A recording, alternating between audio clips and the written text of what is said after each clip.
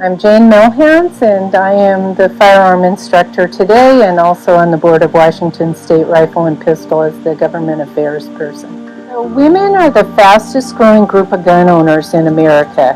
A lot of that has to do with the increase in crime, especially in our area in Washington State, where the crime rates are real high, especially here in the Puget Sound. According to a study of public health, 2019 to 2022, half of new gun sales were women. Will that change their voting habits?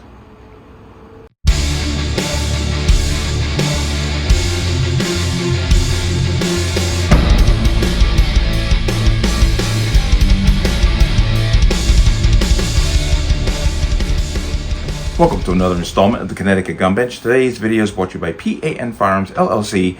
P.A.N. Firearms, your NRA certification and multifaceted gun training. You can reach us at 203-300-6343 or use our website at www.panfirearmsllc.com. As always, there'll be a link in the description box.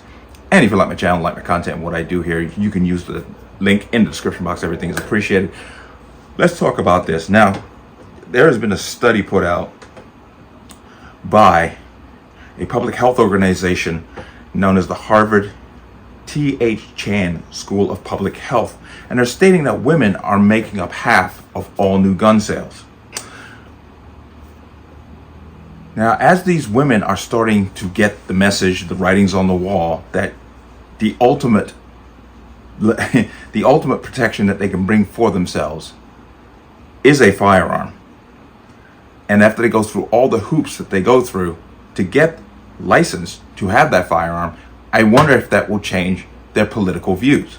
Because obviously there's only one party who's truly pressing for more gun restrictions, yet women tend to vote more for, especially black women, vote more for Democrats. So they're voting for the same people who, by their nature, would like to see a disarmament of the public. But I found it a fascinating article because they're talking about all the different cases where women have used a firearm to defend themselves. And they state, of course, we know this, that it is more than is reported, because if she brandishes a gun and the assailant takes off, that's usually not reported, and that happens more than people will admit.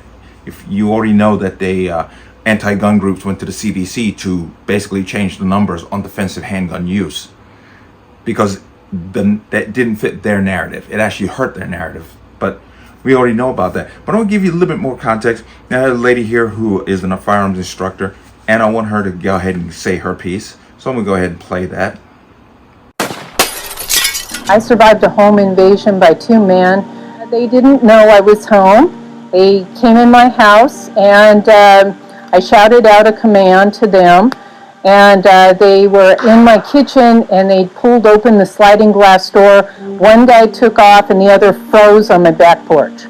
So when he froze on my back porch, I stayed away from him enough to see if it was going to be a threat or not. And so I did not have to personally pull out my firearm. It was there ready to go if I saw he was going to come toward me or I saw that it was going to be a threat. But in this situation, I was very fortunate, by the grace of God. He froze and he took all my commands. From that, people kept asking me, can you please show me how to shoot so I can protect myself? This is the good that came out of that. It helps women because we are easy targets, but at least a firearm levels the fight between us and our attackers.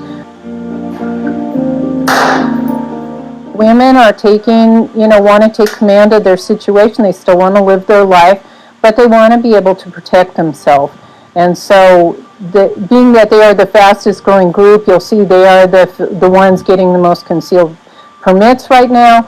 And again, they are the ones who are also the most popular rifle for them is the modern sporting rifle, which is sometimes referred to as an AR-15 or Armalite rifle. This bill prohibits the sale, import, distribution, or manufacture of any military-style assault weapon in the state of Washington starting today. I'm happy to say that. They're targeting the wrong person. They're targeting us, the law-abiding firearm owners, instead of the criminals, because criminals will get their firearms. They don't care about the laws. There's already over 88 pages of laws in Washington State and 237 on the federal level. For a lot of women, it's taken away the personal protection option of choice that works best for them. And, so the law is clearly discriminating against women. AR-15, it has been the weapon of choice. Assault weapons. Look at these assault rifles. These are killing machines.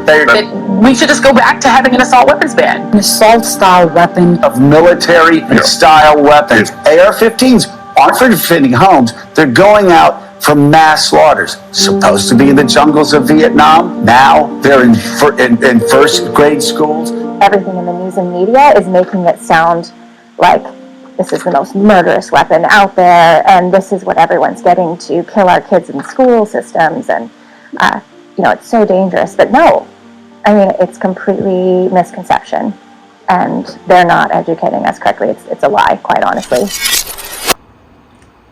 Heard that and you saw that. Let me go ahead and jump into here.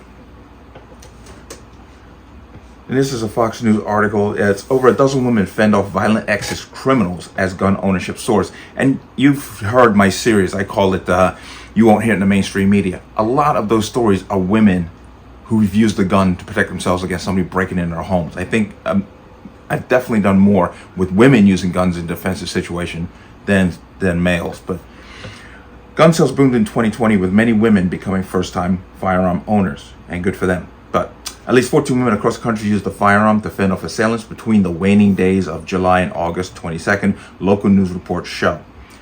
Then they discussed different cases. An off-duty female corrections officer traded gunfire with a would-be carjacker who had a bear hug from behind and then threw her to the ground.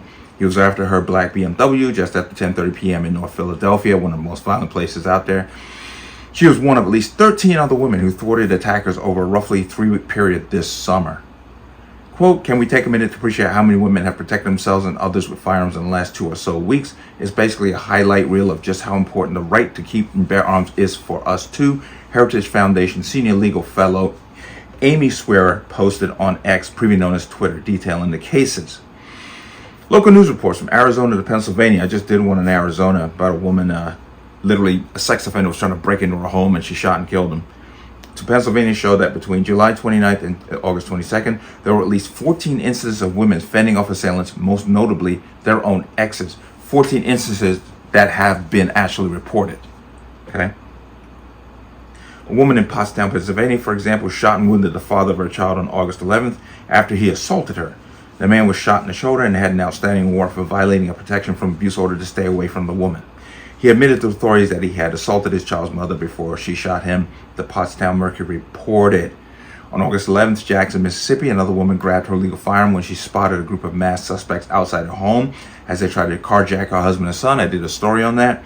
She reportedly fired off shots and sent 2 of the suspects running for their lives. A 17-year-old suspect was shot during the incident and died, according to reports. The 13 cases over a roughly 2-week period are just a snapshot of how many women likely used a firearm to defend themselves. Self-defense to gun cases often go unreported by major news outlets because it doesn't fit the agenda. Many cases involve people brandishing their firearm to deter a potential criminal, which can go unreported to police, expert previously told Fox News Digital. Of the 13 cases compiled by Swearer, more than half involved a woman who was defending herself from her romantic partner or ex. Okay, and then she goes into one case in Texas. A woman fired a shot at her ex-boyfriend who allegedly tried to shave her head with a pair of electric clippers on August 8th, according to police. Another woman in Texas on July 30th pulled a gun from her purse and shot her romantic partner in the face after he allegedly threatened her with a gun. Okay, and it goes on and on. I'll leave this article so you can take a look at that, at all the different stories that actually have been reported. Because, once again, it's always good to see somebody be able to protect their lives from violence. Because if it had been the other way around and the violent person had killed the victim, it'd be in the mainstream news, demanding gun control behind it. But gun sales had a banner year in 2020 with an estimated 23 million firearms sold and more than 21 million background checks conducted.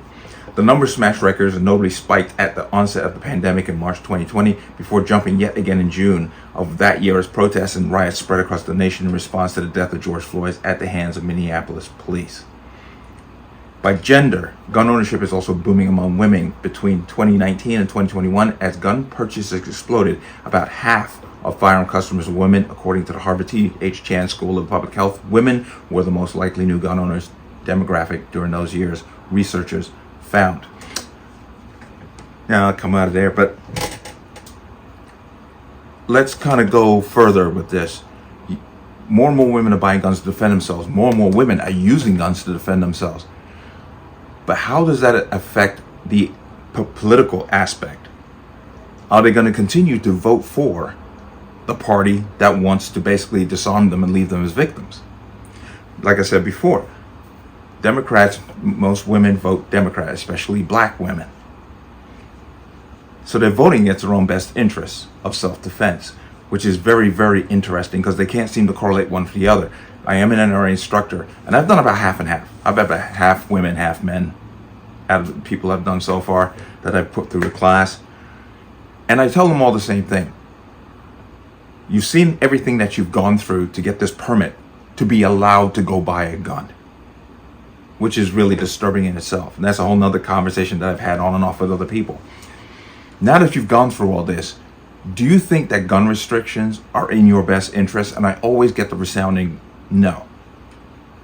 So then I say, well, think about that when you step in the ballot box. Okay? Think about that. But this is a good story, and you hear me say it all the time. Train, train, train, train. Learn how to use your firearm proficiently. Safety first, but learn how to use your firearm proficiently. Ladies especially, stop buying into the hype. Stop buying into this nonsense. Women are, what do they call it? Boss babes, I think, or there's another word, but I'm not going to say it. And women are just as strong as men, and no, you're not. No, you're not. Stop. When a man is picked you out for a violent situation, you are literally outmanned, no pun intended. And a firearm is the equalizer. So just keep that in mind.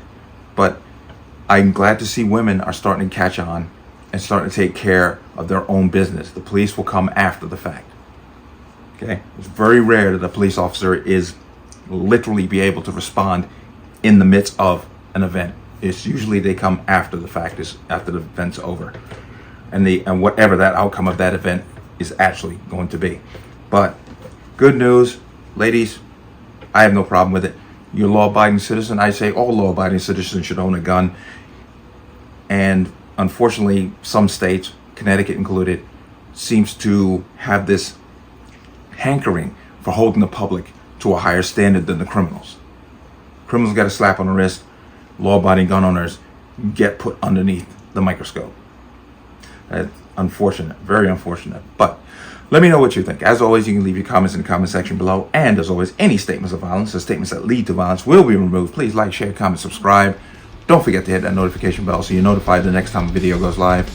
I will see you on the next one. Peace.